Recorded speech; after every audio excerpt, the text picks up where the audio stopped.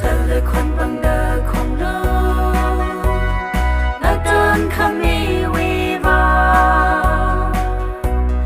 chỉ sửa vì mình li sola sa awi mi ping li hui mi hai ra tan khang mang ga hor on mi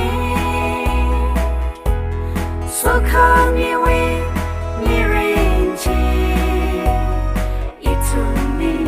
hai ra hallelujah Jubilee oh Jubilee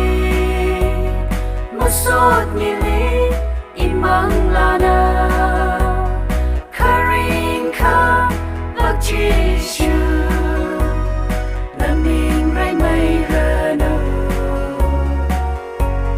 Kaila sada Hallelujah Hallelujah Laming chi mai rano chi mai rano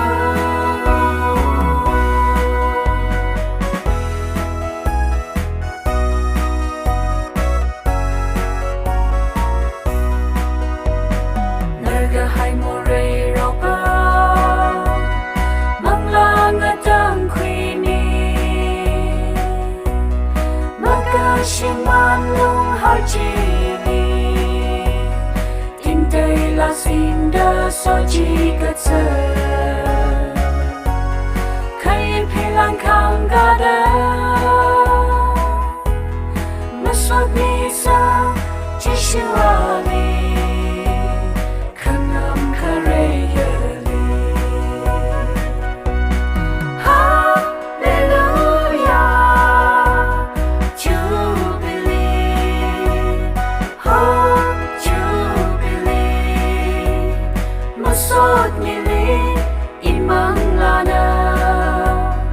karing ka bak Jishu Laming rai mai rano Kaila sada Hallelujah Hallelujah Laming chi mai rano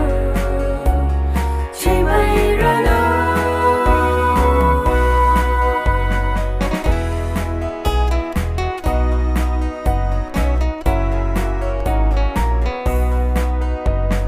Bao cơ phai ngơi yao lu mang la vi cơ hồ chi